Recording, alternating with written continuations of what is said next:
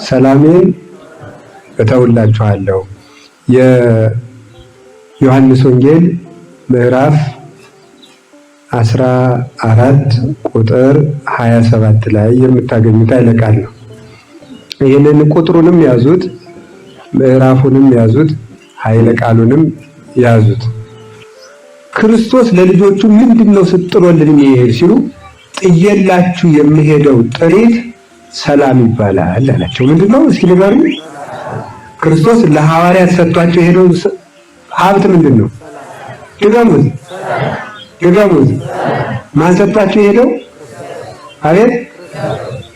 ክርስቶስ ጌታችን መድኃኒታችን ኢየሱስ ክርስቶስ ለደቀ መዛሙርቱ የሰጣቸው ዋና ሀብት ሰላም ነው የሚባለው። ሲሞት ያወረሳቸው አባት ከልጁ ሀብት እንዲወርስ ሐዋርያት ከክርስቶስ የወረሱት ሀብት ምንድነው? ሰላም ነው። ወሰላም አቡየ እሁበክሙ አላቸው። ደግሞ የአባቴን ሰላም እሰጣችኋለሁ፣ ሰላሜ አሐድግ ለክሙ ወሰላም አቡየ እሁበክሙ፣ ሰላሜን እተውላችኋለሁ የአባቴን ሰላምም እሰጣችኋለሁ አላቸው። የአባቱ ሰላም ማን ነው ስንል እርሱ ይላሉ ሊቃውንቱ። የአባቱ ሰላም ማን ነው? የአባቴን ሰላም ሲል ምን ማለት ነው? የአባቴ ሰላም የሚለው አንድ ራሱን ነው። የአባቴ ሰላም ሲል ከአባቴ ከአብ የተወለድኩ እኔ ራሴን ሰጥቻችሁ እሄዳለሁ ማለቱ ነው። ራሴን ሰጥቼ ነው የሚሄደው። እኔ ስሞት ጥያችሁ ሳይሆን የሚሄደው እኔኑ ለእናንተ ሰጥቼ እሄዳለሁ። በምን የሰጠን?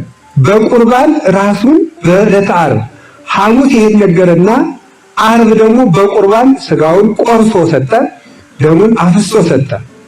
ራሱን ሰጠና ሰላማችሁ የኔ ስጋና ደም ነው አለቸው። ሰላሜ አሐድግ ለክሙ ወሰላማዊ እሁበክሙ። መልሰው ደግሞ ሊቃውንቱ ይላሉ የኔም የአባቴም ሕይወት የሚሆን መንፈስ ቅዱስም እሰጣችኋለሁ አላቸው። መንፈስ ቅዱስ ሰላም ይሰጣል። ያንን ሰላም እሰጣችኋለሁ። አኮ በከመ ይሁብ ዓለም ዘእሁበክሙ፣ የምሰጣችሁ ደግሞ ዓለም እንደሚሰጣችሁ ያለ አይደለም አላቸው። ዓለም ሲሰጥ አንድ እየተሰቀቀ ነው የሚሰጠው። እግዚአብሔር ሲሰጥ በልግስና ነው የሚሰጠው። ዓለም ሲሰጥ ሊቀበል ነው የሚሰጠው። እግዚአብሔር ሲሰጥ ግን ዝም ብሎ ነው የሚሰጠው። አሁን ለምንድን ነው የሰጠን? ከተሰጠነው ስጦታ አካላችን ራሱ ምን ሊያደርግልን ነው? ለእግዚአብሔር የተሰጠን የሚሰራው ነገር የለም። እግዚአብሔር አካላችንን የሰጠን ለኛው ብቻ እንጂ ከኛ የሚያተርፈው ነገር የለም። የምናመሰግነው እንኳን ለራሳችን ብለን እንጂ ለእግዚአብሔር ብለን አይደለም። እግዚአብሔር የሚያመሰግን ባይኖር እንኳን ምስጉን ባህሪው ምስጉን ከመሆን የሚለወጥበት ጊዜ የለም። አመስጋኝ ሳይኖር እግዚአብሔር ምስጉን ነውና የሚያመሰግን ሳይፈጠር ስቡሐ ባህሪ የሚሆን ቅዱስ እግዚአብሔር በባህሪው ምስጉን ሆኖ ይኖር ነበርና አመስጋኙ ለተመስጋኝ የሚጨምርለት ነገር የለም። ስለዚህ ምንድነው? ሁሉ ለከ፣ ሁሉ ላንተ ነው፣ ሁሉ ላንተ ነው፣ ሁሉ በከ፣ ሁሉ ባንተ ተፈጥሯል፣ ሁሉ ላንተ አመስጋኝነት ተፈጥሯል። አልቦ ዘይኮነ ዘዚአከ፣ ከተፈጠረው ፍጥረት ሁሉ ያንተ ያልሆነ የለም። እግዚአብሔር ምስጉን ነው፣ የሚጨመርለት ነገር የለም። አናበድረው ባለጸጋ ነው፣ አንሾመው ንጉሥ ነው፣ ታማን ጠይቀው መድኃኒት ነው፣ ከሞት አንታደገው ሕያው ነው፣ የሕይወት ባለቤት ነው። አናስተምረው ጠቢብ ነው፣ አናግዘው ኃያል ነው፣ አይጨልም ብሩህ ነው። እግዚአብሔር ምንም ከኛ የሚሻው ነገር የለም። እግዚአብሔር የሚሻው ሁሉን ለኛው ድነት ብቻ ብሎ ነው። ስለዚህ ሰው ሊቀበል ይሰጣል፣ እግዚአብሔር ግን ዝም ብሎ ይሰጣል። እንደው ባይቀበል እንኳን ሰው ምስጋና ይቀበላል? አይቀበልም። ለስጦታችን መልስ እንፈልጋለን። ወይ የምስጋና ወይ ገንዘብ ከሰጠን የገንዘብ ወይ መልኩ ተለውጦ፣ ክብር ከሰጠን የክብር፣ ቃል ከሰጠን የቃል፣ የሰጠነውን መልሰን ማጨድ እንፈልጋለን። ያን ባይሆን ቢያንስ በቃ መደነቅ እንፈልጋለን። እንዲሁ ባንደነቅ እንኳን የሰጠነው ሰውዬ የተሰማውን ስሜት እንኳን ማወቅ እንዴት ነው ፊልም ያደረገው ይላል ከተባለ የሰጠውትን ነገር እንዴት ነው ደስ ብሎታል በጣም ይሄን መልእክት ለገሌ ሰጠልኝ አይደል ይልክና ስትሰጠው ምን አለ ይላል ምን ማለት ነው ምን ይላደዳል በውስጡ ማለት ነው። እንዴት ሳያመሰግን ቀረብ ነው ቅር ይለዋል ማለት። እግዚአብሔር ግን የሚሰጠው ከኛ ምንድን ነው የምትሉት እናንተ? ፊድባክ ነው የምትሉት? መልስ አይፈልግም እግዚአብሔር።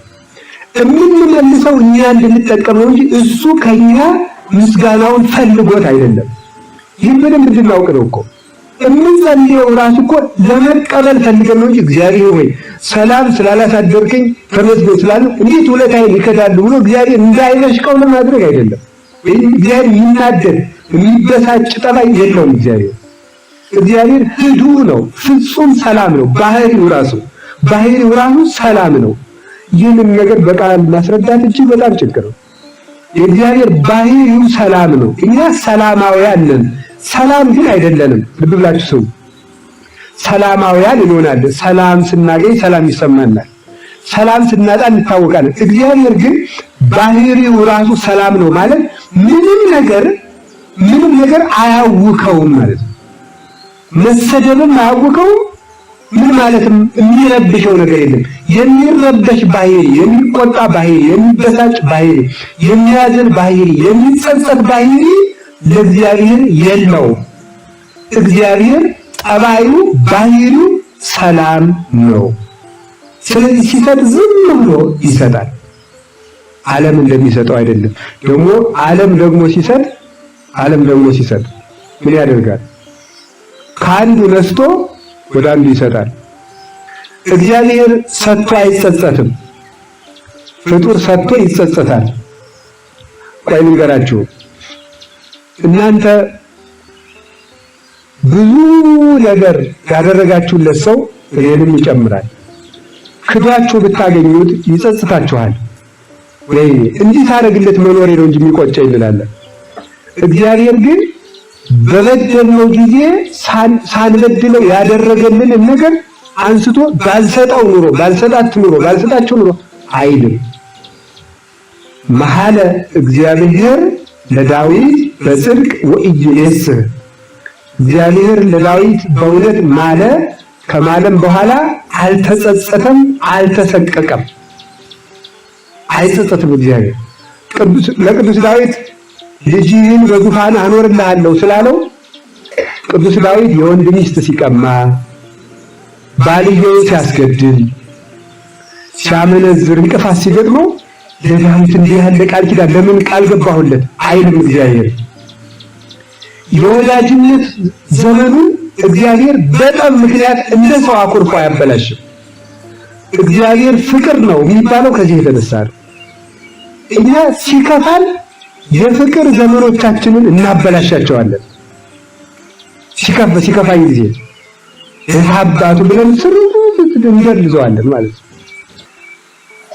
ፍቅር ማለት ወዶ አለመጥላት ነው። እስኪ በሉ ፍቅር ማለት ምን ማለት ነው? ወዶ አለመጥላት ነው። ወዳጅነትን በጠብ አለማበላሸት። ጠብን በጠብነቱ ይዞ ሰኞ ከተጣላን ሰኞ ተጣልተን ነበር ተብሎ የሰኞ ጠብ ይታረምና ማክሰኞ የትናንትናው ፍቅር መቀጠል አለበት። ዛሬ በዛሬነቱ ነው መታረም ያለበት። እግዚአብሔር እንደዚህ አይጸጸትም። በገኔ እንዲህ አላደረኩ ነው አይልም።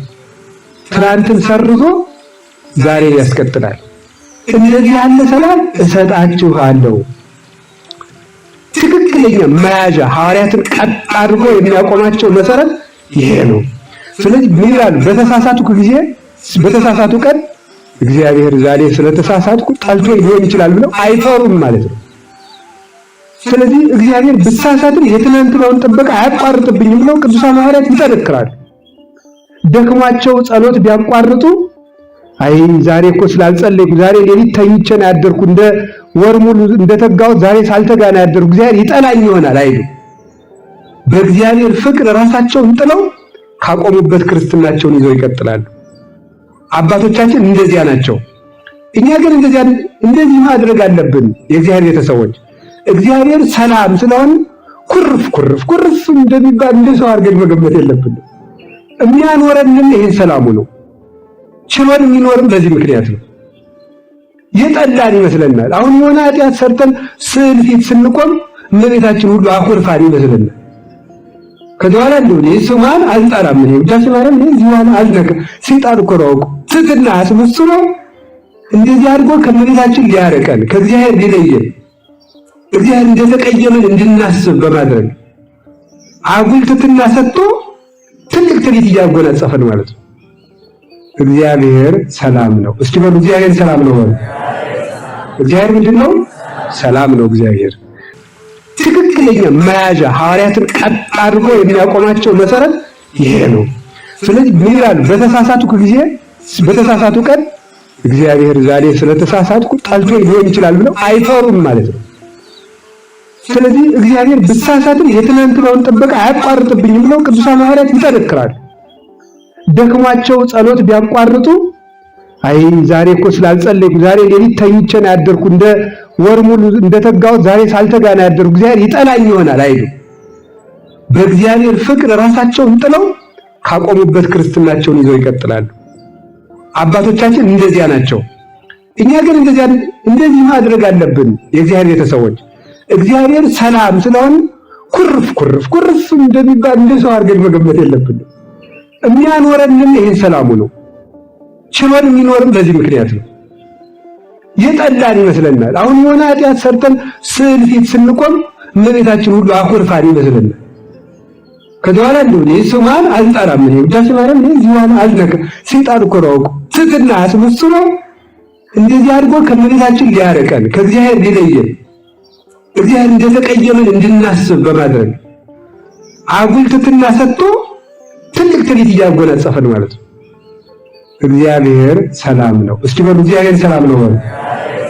እግዚአብሔር ምንድነው? ሰላም ነው። እግዚአብሔር ለሐዋርያት የሰጣቸው ሰላም አንድ ስጋውና ደሙ፣ ሁለት ሀብተ መንፈስ ቅዱስ፣ ሶስት ወንጌል። እነዚህ ሰላምን ይሰጣሉ። ስጋው ደሙን መቀበል፣ ከመንፈስ ቅዱስ አለመለየት፣ ወንጌልን መማር ሰላም ይሰጣል። ያልተማረ ሰው ብዙ ጊዜ ሰላም የለውም። ሰላም እንዳጣ ነው የሚኖረው። ለምን? መንገድ ይጠፋዋልና። ትክክል ሆኖ ሳለ የተሳሳተ ይመስለዋል። መነሳት ሲገባው ወድቆ የቀረ ሊመስለው ይችላል። እያለው የሌለው ሊመስለው ይችላል። ሳይኖረው ያለው ሊመስለው ይችላል። ታሞ ጤነኛ ሊመስለው ይችላል። ጤነኛ ሆኖ ደግሞ ማትረባደህ ሊለው ይችላል።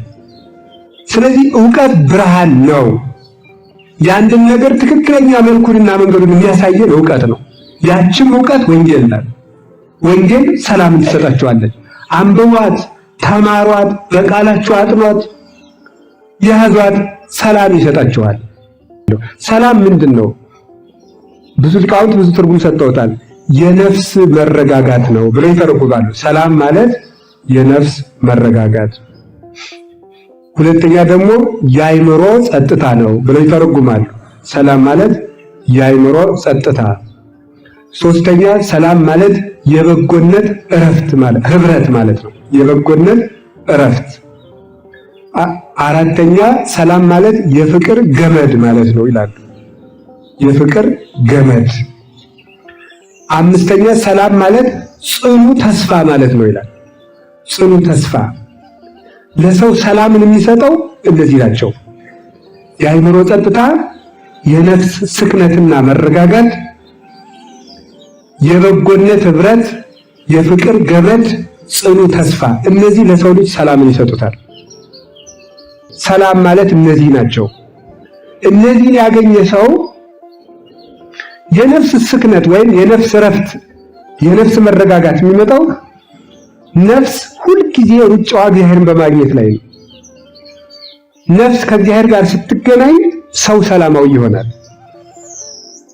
በነገራችሁ ላይ ሰይጣን ክርስቶስ ከሰዎች ጋር እንደሌለ የሚያረጋግጥበት አንዱ ማረጋገጫው ሰላም የለሽ መሆናቸውን በማየት ነው። ሰላም የሌላቸው ሰዎች ክርስቶስ ከነሱ ጋር እንደሌለ ምስክሮች ናቸው። አንድ ነገር ሲሰሙ ፊታቸው ደም የሚለብስ፣ የሚደነግጡ፣ የሚረበሹ፣ በትንሽ ነገር ቁጣቸው የሚነድ፣ ተስፋ የሚቆርጡ፣ የጀመሩትን የሚያቋርጡ፣ መንገዳቸውን የሚያቆሙ፣ እቅዳቸውን ሁሉ የሚያበላሹ በአንድ ጊዜ የ20 የ30 የ40 ዓመት እቅዳቸውን በ30 ደቂቃ ጠብ ሁሉ የሚያበላሹት እነዚህ ክርስቶስ አብሯቸው የለም። ፍርሃት የሚላቸው እነዚህ ክርስቶስ አብሯቸው የለም። ነፍስ ከክርስቶስ ጋር ስትገናኝ ሰው በጦርነት መካከል በሰላም ያድራል። ነፍስ ከክርስቶስ ጋር ስትገናኝ ምንድነው የሚያገናኛት? ጸሎት ያገናኛታል። ንጽህና ያገናኛታል። ኃጢአትን አውጥቶ መጣልና መናዘዝ ነፍስን ስክን እንድትል ያደርጋታል። በሰላም ሀገሯ እንድትኖር ያደርጋታል። የኃጢአትን እሾህ የነቀላችሁላት ነፍስ ሁልጊዜ ሰላማዊት ናት። ካልሆነ ግን ወፍ ታውቃላችሁ፣ በቃ እዚህ ዱብ ሊቃውንቱ እግዚአብሔርን ያላገኘችና ያልተረጋጋች ነፍስን በምን ይመስሏታል? በድንቢጥ ወፍና በእንቆራሪት ይመስሏቸዋል። ድንቢጥ ወፍ ታውቃላችሁ? ምንድነው ስራዋ? እኔ እንጃ 20 ሰከንድ እኮ ራሱ ቁጭ አትልም። ምንድነው የምትለው? ዱብ ዱብ ዱብ። በቃ ስራዋ እንደዚህ ነው ማለት ነው። ድንቢጥ እንደዚህ ያለ ምን በኖረች እዚህ አካባቢ በቃ ቁጭ። ጤፍ እንኳን ደፍተንላት ቆማ እንደው እስከምትጠግብ አትለቅም። እንደዚህ ነው የምትለው። ድንቢጥ ናት ማለት ነው። እግዚአብሔርን ያጣች ነፍስ ሁሉ ቦታ ነው የምትሄደው። ሁሉ ቦታ ዘፈኑን ትሞክረዋለች፣ ድራማውን ትሞክረዋለች፣ ጭፈራውን ትሞክረዋለች፣ ሰውም ትቀይራለች፣ ጓደኛም ትለውጣለች። ሌላው ቀርቶ እኮ በጸሎትም አንረካም እኮ። የጸሎት መጽሐፉ ራሱ ወረት አለብን እኮ። አንዱ ደግሞ ደስ ሲል አራ ይሄ ነው ጥሩ፣ እንደዚህ ደግሞ ያን ደግሞ መተው እንደዚህ በቃ ንስሐ አባት ራሱ እኮ አያረካልም። ታውቃለች? በፍጹም አያረካልም መቀየር። አንዱ ጓደኛችን የኛ ንስሐ አባት ዛሬ ወራዊ ስብሰባ ሰብስበው የመከሩን ምክር በስማ በስንት ጊዜ ነው? በወር የኛ እኮ በወር ከሁለት ሳምንት ነው የሚያደርጉት። ወደ እናንተ መምጣት ፈልጋለሁ ይላል። ከዛ ደግሞ ምን ይላል? ደግሞ ሌላ ልገልብጥላችሁ። የኛ ንስሐ አባት እኮ በወር ይሰበስቡናል። በጣም ጌታ አለ አስተማሩ። ወደ እናንተ መምጣት ፈልጋለሁ። የኛ እኮ በሁለት ሳምንት አልቀው አጣደፉን። አያችሁ ሰው በወር ከሁለት ሳምንት ሆነ አነሰን ብሎ ሊሄድ ይላል። ደግሞ መልሶ ደግሞ በሁለት ሳምንት ያጣድፉናል። የእናንተ ጥሩ ናቸው አያጨናንቁም ይላል ደግሞ ሰው። እንዲሁ ምን ያህል መከራ እኮ ነው እንደው በእውነቱ። እንዲህ ያለ ምንድነው? ሰላም ከማጣታችን የተነሳ ነው። ሁሉ ቦታ ላይ መቆፈር አንዱ ቦታ ላይ ጥብ የሚቆርጥ ነገር አላገኘንም። ሁሉ ነገር መሞከር ብቻ ነው። ጥባችን አልተቆረጠም። ስለዚህ ማሰብ አለብን። ነፍስ ክርስቶስን ማግኘት አለባት። ለክርስቶስ ዓላማ እንድትኖር ማሰብ አለባት። ክርስቲያን መሆን ማለት ሕግ ማሟላት አይደለም። ክርስቶስን እያሰቡ ለክርስቶስ መኖር ነው። ለክርስቶስ ስንል ሕግ እናሟላለን እንጂ ለሕግ ብለን ክርስቶስን እናገኘዋለን ማለት አይደለም። ስለዚህ እንቁራሪትሳ ምንድን ናት? ግን የሚያስደንቀው ምንድነው? አንዴ እዚህ ዱብ የምትሄደው ወደዚህ ነው፣ ወደፊት ነው። አንዴ ወደ ቀኝ፣ ከዛ ደግሞ ስላሽ ሰርታ ደግሞ አንዴ ወደዚህ ወደ ግራ፣ አንዴ ወደዚያ፣ አንዴ ወደዚያ እያለች ነው የምትሄደው ስትሬት ሆኖ ሳለ መንገዱ ግን ምን ይባላል? የእንቁራሪት። እስቲ ቀኝና ግራ ሆኖ የእንቁራሪት መንገድ ማለት ነው። የብዙ ሰው ክርስትና እንደዚያ የእንቁራሪት መንገድ ነው።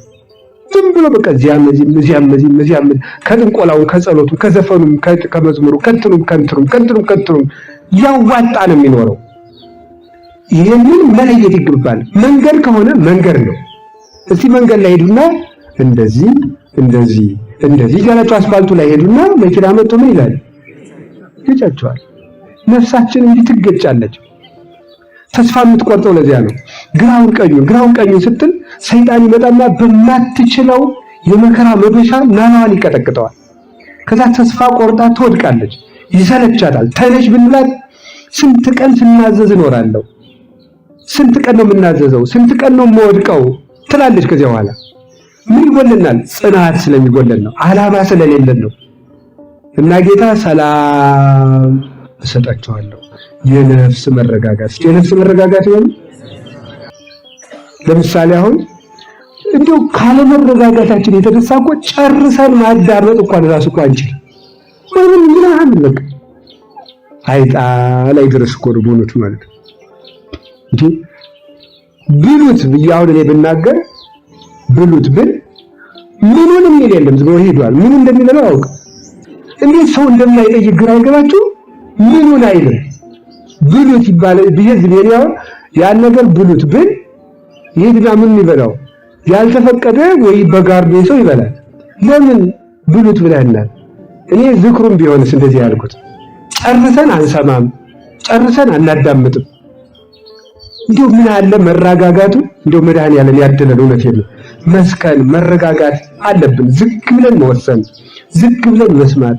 ስንት ትዳር፣ ስንት ጓደኝነት፣ ስንት ወዳጅነት በችኮላ ተበላሽቷል። ባለመረጋጋታችን ምክንያት ብዙ ነገር አበላሽተናል። ብዙ ውሳኔዎች የተበላሹ ናቸው። ቸኩሎ መግባት፣ ቸኩሎ ማግባት፣ ቸኩሎ መመንኮስ፣ ቆብ ማድረግ እየሮጡ ሄዱ። ኋላ ማን ይቻለው መከራው። ግን የምነግራችሁ ነገር ቸኩላችሁ አታርጉት። ሁሉን ነገር ስታገቡም እንደዚህ መዋደድ ማለት መኖር ማለት አይደለም። ስለተዋደዳችሁ ኖራችሁ ማለት አይደለም። መስከን ምን ይሆናል? እንደቦነቱ እንደውና አላችሁ መቸኮል ቤተክርስቲያን ለመምጣት ለምን ነው መቸኮል አያስፈልግም። ገበያም ረጋ ሲሉት አይደል? ገበያ ላርፋጅ ብሏል የሀገራችን ገበሬ። በተስኪያን ለማላጅ ይላል ገበሬው። በእነሱ ቋንቋ ነው በተስኪያን ያልኩት። ገበያ ላርፋጅ፣ በተስኪያን ለማላጅ። ቤተክርስቲያን የሚጠቀመው ማልዶ ለሚሄድ ነው። ደግሞ ገበያ አርፍዶ ለሄደ ሰው ረጋ ብሎ፣ ምክንያቱም ወደ ማታ ስትሄድ አልሸጥለት ያለው ምን ይላል? ዋጋ ይቀንስልሃል ማለት ነው። እና ረጋ ማለት አለብን። ቸኩላችሁ አትማሉ። እኔ እንደው እንግዲህ ገሌን አያሳየኝ አይባልም። አላችሁ ነፍሳችን እንድትነሰክን እግዚአብሔር ይርዳል፣ መረጋጋቱን ያድላል። አባቶቻችን በሁሉ ነገር ሶስት ሰው ቢጠላችሁ አሁን ትረጋጋላችሁ? ቅዱስ አትናቴዎስን ኧረ ዓለሙ ሁሉ ጠላህ እባክህ አሉት። እኔ ቀድሜ ጠልቼው ይላል። ምንም ሳይመስለው ማለት ነው። ዓለም ሁሉ ጠላ ሲባል እኔ ቀድሜ ጠልቼው ብሎ ዝም አለ። ምንም አይጨንቃቸው።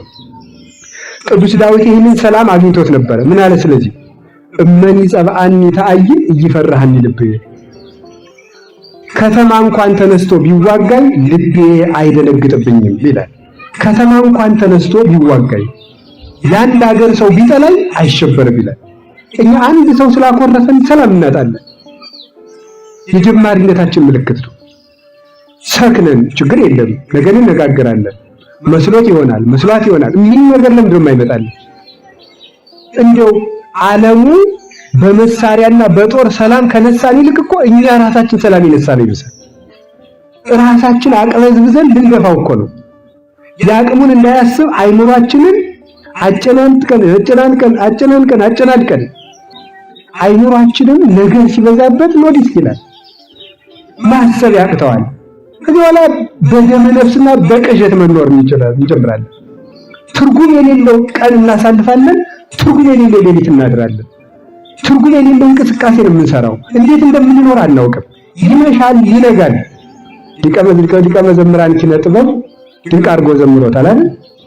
ይመሻል ይነጋል በከንቱ ስዞረ ብሎ ዘምሮታል። ድምጽ ቢኖር ይዘምርላችሁ ነበር። ስለዚህ ድምጽ ያለው ሰው ይዘምርላችኋል በኋላ። ይመሻል ይነጋል በምስኪን በከንቱ ስዞረ ይሁን ማለት በከንቱ መዞር ማለት ያለ መረጋጋት፣ ያለ ስክነት፣ ያለ ዓላማ መንገድ አልባ እያለን በእውነቱ ፖለቲከኞች እንኳን ሮድማፕ ማኒፌስቶ ይባላልላቸው ፖለቲከኞች እንኳን እኛ የተንጠረጠረ የህግ መስፈርት ያለን ወንጌል ያለችን መንገዳችን የሚታወቅ ሀገራችን የሚታወቅ መሪያችን የሚታወቅ መዳረሻችን የሚታወቅ ተስፋችን የተረጋገጠ ዋጋችን የተጨበጠ ነው። ይህንን እያወቅ መሮጥ አለብን። ለዚህ መድኃኒቱ ነፍስ ሰላም እንድትሆን እሾሃ ሊነቀልላት ይገባል። ከእግዚአብሔር ጋር መታረቅ አለባት።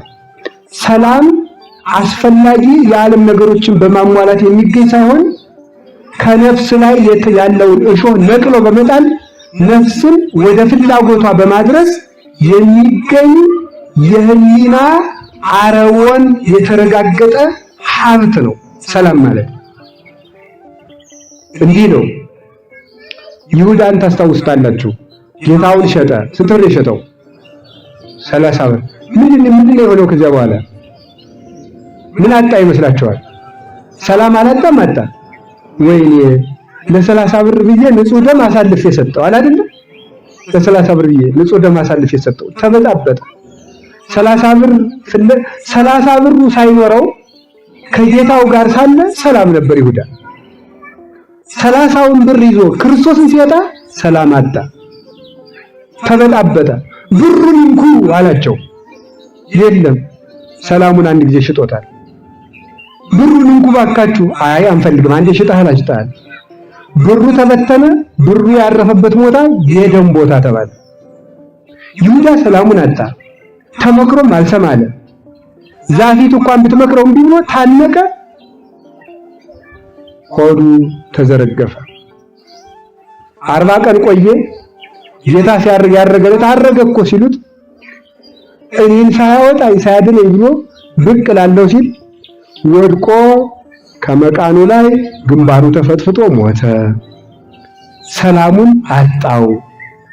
ከፈጣሪው ጋር የታረቀው ግን ይፈራ የነበረው ቅዱስ ጴጥሮስ አላውቀውም አለ። እዚህ ሰው ጋር ነበርክ አለችው። አይ እኔ እምትይውን ሰው አላውቀውም። ወጡ ስባት እንዲሁ ክርስቶስን አላውቀውም እንኳን አይደል ያለው፣ እምትይውን ሰው ብሎ አላውቀውም ማለት ባላ እንዴ ነው የሚለው። ወወጣ ጴጥሮስ ወበከየ በካየ መሪራ፣ ቅዱስ ጴጥሮስም ወጥቶ መራራ ለቅሶን አለቀሰ ነው የሚለው። መራራ ለቅሶን አለቀሰ ክርስቶስን አላውቀውም ስላለ። ነፍስ ሁከት የሚገባት ክርስቶስን አላውቀውም ያለችለት ነው። ክርስቶስን ትታ ገንዘብ የተካችለት ሰላሟን ታጣለች። አለቀሰ። ሲያለቅስ ጌታ ያን ጊዜ አይ መድኃኔዓለም ቸርነቱ እኮ ዶሮውን አስጮኸለት። ቅዱስ ጴጥሮስ እንዲያለቅስ ዶሮው ሲጮህ ትዝ አለው። የጌታው ቃል ሲያስታውሰው እንባው ዝርግፍ ብሎ ሲወጣለት ሰላም አገኘ። አላውቀውም ብሎ ነፍሱ ላይ የተከላት እሾህ ተነቅላ ወደቀችለት ማለት ነው። አሁን አወቀው። መጣና ከትንሣኤ በኋላ ጴጥሮስ ትወደኛለህ? ጌታዬ እንደወድህ አንተ ታውቃለህ ብሎ ተናገረ። ያንን ሰላም ሰጠው። ያን ሰላም ስለሰጠው እዩማ ዝም ብላችሁ አንዲት እሳት የምታነድ ብላቴና አላውቀውም ክርስቶስን አላውቅም ያስባለችው ይፈራ የነበረው ፈሪው የነበረው ቅዱስ ጴጥሮስ በሮም ንጉሥ በኔሮን ዘንድ ሰይፍ ሲቀርብለት እንዲያውም ቀና ብዬ ከተሰቀልኩ ጌታዬን መተካከል ይሆንብኛል፣ ዘቅዝቃችሁ ስቀሉኛል። ያችን ሰላም ስላገኛት ማለት ነው። ክርስቶስ አብሮት ያለ ሰው ሰይፍ ሽልማቱ፣ እስራት ገንዘቡ፣ ስደት ርስቱ ነው። ክርስቶስ አብሮት ላለው ሰው ለክርስቶስ መታሰር ራሱ ድል እንጂ ሽንፈት አይደለም። ሞት ራሱ መኖር እንጂ መውደቅ አይደለም። ለክርስቶስ ከሆነ ክርስቶስ ሰላም ስለሆነ እንናቃለን፣ ግን አንዋረድም። እንቸገራለን፣ አንጨነቅም። በየቀኑ እንሞታለን። ኧረ ይገርማል ይሄ ነገር። እንዴት ነው ሰው በየቀኑ የሚሞተው? በየቀኑ እንሞታለን ያ ቅዱስ ጳውሎስ። ምክንያቱም ምን ማለት ነው? በየቀኑ ለሞት የሚያደርስ መከራ ያደርሱባቸዋል። ይህንን ሁሉ እያደረግን አለ መኑ ያድገነ ፍቅሮ ለክርስቶስ የክርስቶስ ፍቅር የሚቀማን ምንም የለም ማለት። እንዴት ለምን ያልተቀሙት? ያችን ሰላም ቅዱስ ጳውሎስ አግኝቷት ስለነበረ ነፍሱን ከስጋው አስታርቆ ከፈጣሪው ጋር ተገናኝቶ ስለነበረ ቅዱስ ጳውሎስ ሰው ሁሉ እየገረፈው እሱ ሰላማዊ ነው። በሮም አደባባይ ለሰይፍ ሲቀርብ ፊቱን እንደ ብርሃን እያበራ እየዘመረ ነበር የቀረበው። አንገቱን ሊቆረጥ ሁሉ ደስ ብሎት አንገቱ ተቆረጠ። 3 ጊዜ ተሽከርክራ አንገቱ መሬት ላይ አረፈች። ቀጥ ብላ አየሩ ላይ ቀጥ ብላ ቆይታ መሬት ላይ አረፈች። አንገቱ ያረፈችበት ቦታ ላይ ጸበል ፈለቀ። ዛሬ ድረስ አለ ሮም ቫቲካን ውስጥ ያፈለቀው ቅዱስ ጳውሎስ ጸበሉ። ያንን ሰላም አግኝተው ስለነበረ ለደቀ መዛሙርቶቻቸው አወርሷቸው፣ ለጢሞቴዎስ አወርሷቸው፣ ለሌሎችም ሰጥቷቸው። ሐዋርያትን ያጸናው ሰላም ይሄ ሰላም ነበረ። በሌለ የሚያኖር ነው የእግዚአብሔር ሰላም። በሌለ ያኖራል። በሌለ ነገር ውስጥ ሀብታም ያደርጋል። ሰራዊት ሳይኖር ደፋር ጀግና ያደርጋል። ታስረው ነገ እስከምንገላቸው ድረስ ወይም የሞት ፍርድ እስከምንፈርድባቸው ድረስ ወህኒ ቤት ገብተው ይደሩ ተብለው ቅዱስ ጳውሎስና ቅዱስ ሲላስ እስር ቤት ውስጥ ተጥለው የእስር ቤቱ ግድግዳ እስኪነቃነቅ ድረስ በደስታ ይዘምራሉ። ወይ መታደር እናንተ! ነገ ትገደላለህ ተብሎት እንዲህ ብሎ የሚዘምር ነፍስ የት ነው የሚገኘው? እንዲህ ብሎ ይዘምራሉ። ቤቱ በብርሃን ተሞላ። የእስር ቤቱ ደጃፍ ያለ ከፋች መዝጊያው ሳይሰበር ቦግ ብሎ ተከፈተ። ቅዱስ ጳውሎስና ቅዱስ ሲላስ እንዲህ ድል እስኪነሱ ድረስ። ይህ ሰላም ማን የሰጠው ሰላም ነው? ክርስቶስ የሰጠው ሰላም። እና ቅዱስ ጳውሎስ ሲጽፍ ዝም ብሎ ሰላም ለእናንተ ይሁን እያለ የሚላቸው ይችል ነበረ። ሰላም ለእናንተ ይሁን። የትኛይቱ መልእክታቱ መጨረሻ ላይ ሰላምና ጸጋ ይብዛላችሁ ይላል። ለሮም ሰዎች ጽፍላችሁ እግዚአብሔር አምላከ ሰላም ይቀጥቅጦ ለሰይጣን ታይተ እገሪክሙ። የሰላም አምላክ እግዚአብሔር ሰይጣንን ከእግራችሁ በታች ይቀጥቅጥላችሁ ይላቸው ነበር። የሰላም አምላክ እግዚአብሔር ይላቸዋል። ስለዚህ እግዚአብሔር ሰላም ስለሆነ ያን ሰላም ለሐዋርያት ሰጣቸው፣ ለሰማዕታት ሰጣቸው። ቅዱስ ቂርቆስ ሊታረድ ሊገደል ሊቸነከር ከንጉሱ ፊት ሲቀርብ ይገርማቸዋል እኮ ፊቱ እንደ ፀሐይ ያበራል። የ3 ዓመት ልጅ እኮ ነው። ፊቱ እንደ ፀሐይ ነው የሚያበራው። ንጉሱ ምንድነው ያለው? አንተ ብሩህ ሕፃን ሰላምን የተሞላህ ሰላም አንተ ይሁን፣ ደስታ ሁሉ አለህ አለው። አዎ ለኔ ሰላም ይገባኛል፣ ላንተ ግን ሰላም አይገባህም። አልቦሙ ሰላም ለረሲአን ይላል ኢሳይያስ። ለዝንጎች ሰላም የላቸውም ይላል። አንተ ልጅ ምላስህን የምቆርጠው አድርገው። ለምን ስጋችሁን የሚገሉትን አትፍሩ ብሏል እኮ ጌታ ነው። የ3 ዓመት ልጅ እኮ ነው። ያችን ሰላም አግኝቷት ስለነበረ እንዲሁ ይገርባችኋል እኮ አይኑን፣ ጆሮውን፣ ምላሱን ሁሉ ቆርጠው የጋለ ብረት ወደ ሰውነቱ ከተውበት መራራ ቅጠል በጥብጠው ወደ ጉሮሮው ሲግጡት ቃልህ ለጉሮሮ የጣፋጭ ነው ይላል። ለምንድን ነው ሲባል ያንን ሰላም አግኝቶት ስለነበረ። ከቃሉ ጋር ናችሁ? እግዚአብሔር ከሁላችን ጋር ይሁን። የሰማዕታት ሕይወታቸው በእግዚአብሔር ሰላም ላይ የቆመ ነው። ሌሎችንም ያቸው እነ ቅድስት አርሴማን ስታዩአቸው እሳት እየነደደ እዚህ እሳት ነው የምወረውርሽ ሲል አንድ ነው የምትለው። ወርቅ እሳትን ያጠራዋል እንጂ ምን ያደርገዋል ነው ያለችው ማለት ነው። እንዴት ነው ግን እሳትን መተኮሻ ሳይሆን መጥሪያ አድርገው የሚቆጥሩት? የእግዚአብሔር ሰላም አብሯቸው ስላለ ነው። እናቱ ስትፈራ የቅዱስ ቂርቆስ እናት ቅድስት ኢየሉጣ ስትፈራ የፈራች ምን ይመስላችኋል? ተስፋ ጎሏት ነበረ። ሰላም ማለት ተስፋ ነው አላልኳችሁም? ተስፋ ያለው ሰው አይፈራም። እግዚአብሔር አለልኝ አትሉም ወይ?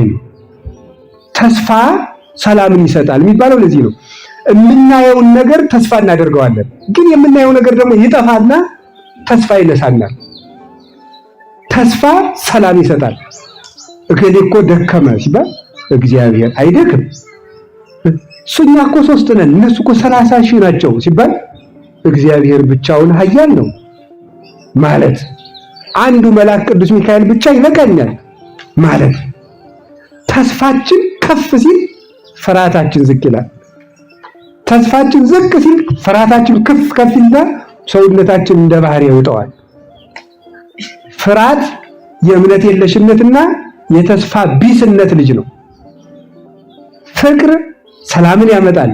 ሰላም ተስፋን ይሰጣል። ተስፋ ፍርሃትን አውጥቶ ነቅሎ ይጥለዋል። ይህንን ነው አባቶቻችን ያስተማሩን። አንበሳን እንደ ወፍጮ ራስን እንደ ስንዴ አድርጎ መስዋዕት ልሁን የሚያሰኝ ልብ ከየት የተገኘ ነው? ከክርስቶስ ሰላም። እስኪ ከክርስቶስ ሰላም በሉ። ከማን የመጣ ነው? ከክርስቶስ ሰላም። አባቶቻችን መከራ ያስቻላቸው ሰላም ይባላል። ያም ሰላም የመድኃኔዓለም ሰላም ነው። ያንን ሰላም የምናገኘው አንድ እንዳልኳችሁ ነፍስ ውስጥ ያለን ኃጢአት አንድ ተግባሩን በማቆም ሁለት የሰራነውን አውጥተን በመናገር በዚህ ነፍስ ከእግዚአብሔር ትታረቃለች። ሁለተኛ ስጋውን ደሙን መቀበል አለብን። ሶስተኛ የእግዚአብሔር ቃል በልቡናችን ሊሰፍንብን ልንይዘው ይገባል።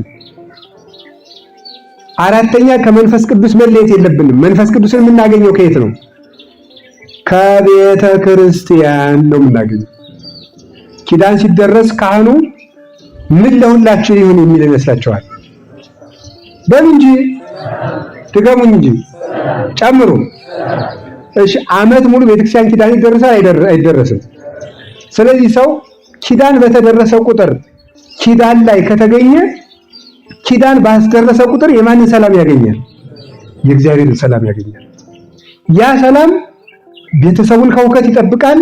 ያ በክርስቶስ የተገኘ ሰላም ከመረበሽ ይጠብቃል፣ ከአጉል ሞት ይጠብቃል። የሀገርን ሰላም የሚያመጣው የክርስቶስ ሰላም ነው።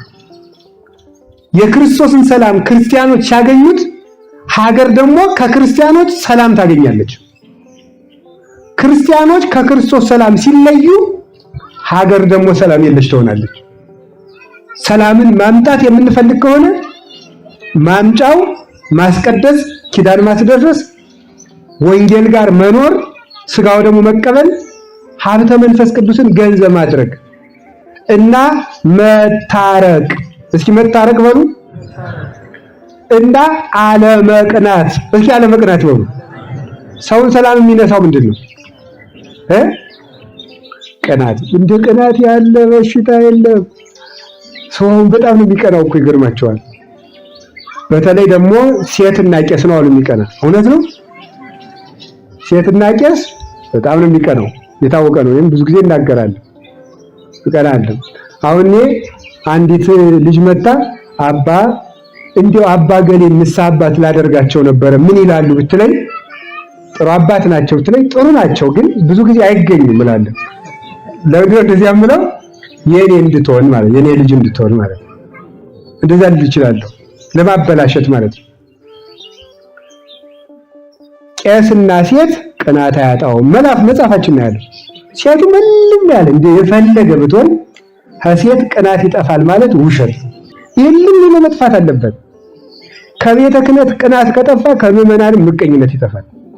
ቅናት ደግሞ ምን ይወልዳል? ምቀኝነት። አንተን ተመቅኝተን ስሙን ያጠፋነውን ሰውዬ ህሊና የሚባል እግዚአብሔር እዚህ ውስጥ ያስቀመጠው ትልቅ ፍርድ ቤት አለ።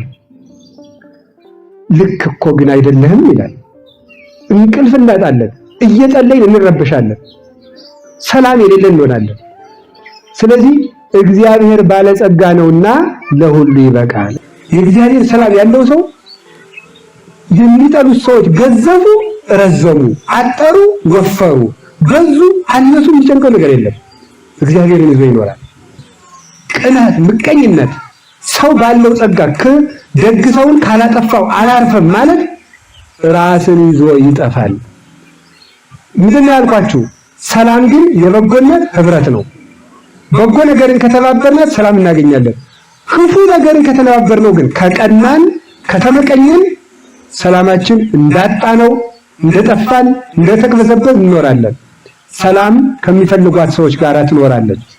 ስሳ ለሰላም ሰላምን ፈልጋት ወዴግና ተከተላትም ይላል።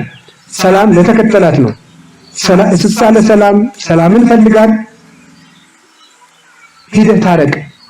አልታረቅም ብሎ ሰውዬው ወደ ቤቱ ከገባ ደግሞ ተከትለ ገብተህ ታረቅ። ቤቱ ድረስ ገብተህ ታረቅ። ወዴግና ብለው ይተረጉማሉ አበው። ስለዚህ የእግዚአብሔር ቤተሰቦች ከወንድሞቻችን ጋር ከታረቅ፣ ከቤተ ክርስቲያን ጋር ከታረቅ፣ ከእግዚአብሔር ጋር ከታረቅ፣ ከራሳችን ጋር ከታረቅ በሰላም እንኖራለን። የሚያውኩልን ከዚያ በኋላ እኛ ሳይሆን ማን ይቆርጣቸዋል? እግዚአብሔር ይቆርጣቸዋል። ሰላም አልባ ግን ብንዋጋ በእጃችን የሰራነው ሰላም በሰዎችና በራሳችን ይፈርሳል። እግዚአብሔር የሰጠን ሰላም ግን የሚቀማን የለም። የሰላም አምላክ እግዚአብሔር ለኔም ለእናንተም ለሀገራችን ለኢትዮጵያ ለዓለም ሁሉ ይላክልን። ወስብሐት ለእግዚአብሔር። ይቆየን።